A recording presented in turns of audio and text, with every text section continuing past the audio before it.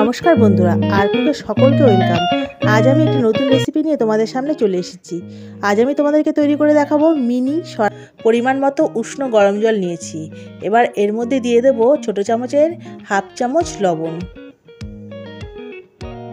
আর দিয়ে দেব 1 কাপ পরিমাণ চালের গুঁড়ো। আমি খুব কিছুটা পরিমাণ নারকেল কোড়া তা ব্যাটার তৈরি করে নিয়েছি, ঠিক এরকম টাইপের, খুব পাতলাও না আবার খুব গাঢ়ও না। এই ব্যাটারটাকে দিয়ে পিঠে তৈরি করে নেব।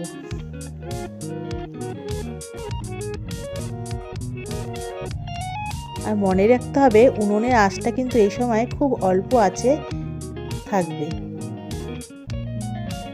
দেখো 3-4 মিনিট পর আমি ফিরে এলাম, ঢাকনাটা উঠিয়ে দেব।